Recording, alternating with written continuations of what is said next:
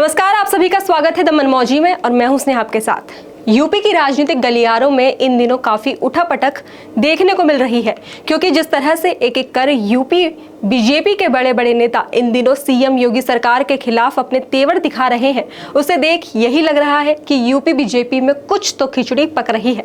अब आपको यूपी के डिप्टी सीएम केशव प्रसाद मौर्य का वो बयान याद तो होगा ही, जिसमें उन्होंने कहा था कि सरकार से बड़ा संगठन होता है, जिसके बाद से ही कई तरह के अटकलें लगानी शुरू हो गई थी। वहीं इन सब बातों पर और भी ज्यादा विश्वास करना इसलिए मजबूरी हो गया क्योंकि इस पर विश्वास करने के लगातार सबूत मिलते जा रहे हैं। पहला, डिप्टी सीएम केशव प्रसाद मौर्य का सरकार से बड़ा संगठन को बताने वाला बयान। दूसरा, सीएम योगी को बिना बताए अपने ही घर पर अपने करीबी मंत्रियों के साथ मीटिंग करना।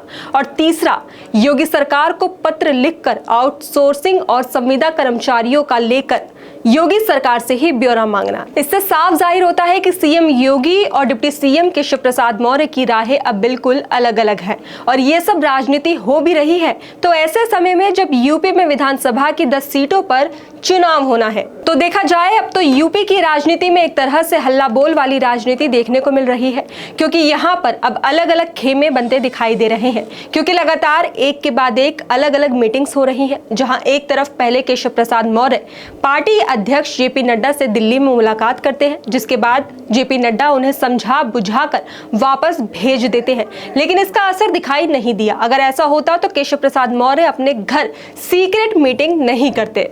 तो वहीं दूसरी तरफ सीएम योगी आदित्यनाथ ने भी सोमवार 22 जुलाई को आजमगढ़ में एक मीटिंग रखी थी, जिसमें सभी नेताओं को बुलाया गया था, लेकिन इसमें केशव प्रसाद मौर्य शामिल नहीं हुए थे। ऐसे में इन सब के बीच एक दिलचस्प बात ये रही कि सीएम योगी की इस मीटिंग में सुलेदेव भारतीय समाज पार्टी के राष्ट्रीय अध्यक्ष ओम प्रकाश राजभर भी गायब रहे। अब आप सोच रहे होंगे कि इसमें दिलचस्प बात क्या है, तो आपको बता दें कि जिस दिन सीएम योगी की मीटिंग थी, ठीक उसी दिन ओम प्रकाश राजभर ने केशव प्रसाद मौर्य से मुलाकात की थी, जिसकी तस्वीरें खुद उन्होंने अपने सोशल मीडिया एक्स पर शेयर की थी। अब ऐसे में यह खबर पूरी आग की तरह राजनीतिक गलियारों में फैल गई है, लेकिन अब खुद ओम प्रकाश राजभर ने आजमगढ़ में मुख्यमंत्री योगी आदित्यनाथ की समीक्षा बैठक में नहीं पहुंचने और उप मुख्यमंत्री केशव प्रसाद मौर्य से मुलाकात पर राजभर ने सफाई दी है। उन्होंने कहा कि पहले से प्रदेश भर के जिला पंचायत अध्यक्षों की बैठक लखनऊ में होनी चाहिए, हॉल वगैरह सब कुछ बुक हो गया था, सारा एजेंडा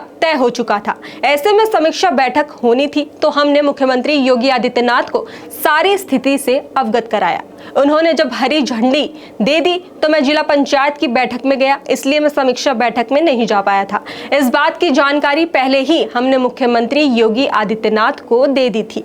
लखनऊ में केशव प्रसाद मौर्य से मुलाकात एक महज औपचारिक मुलाकात थी और उस दिन तो मेरी मुलाकात स्वतंत्र देव दयाशंकर सिंह और उप मुख्यमंत्री ब्रिजेश पाठक से भी हुई थी। तो वहीं आगे राजभर ने सुप्रीम कोर्ट के नेम प्लेट वाले फैसले पर भी अपनी प्रतिक्रिया दी है। उन्होंने कहा कि वो फैसला तो मुलायम सिंह यादव का था, योगी आदित्यनाथ का थोड़ी था। मुलायम सिंह के उस फैसले का समाजवादी पार्टी और उनके सहयोगी विरोध कर रहे हैं। ये बड़ी ताज्जुब की बात है। योगी आदित्यनाथ को मुख्यमंत्री पद से हटाए जाने की अटकलों पर राजभर ने कहा कि ये सिर्फ शगुफा है और कुछ नहीं है।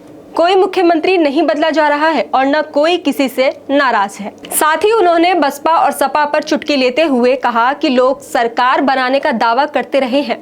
अखिलेश यादव ने अपने सांसद को अयोध्या का राजा बता दिया। बताइए, क्या उनके सांसद भगवान राम हो गए? उन्हें अयोध्या का राजा बना दिया।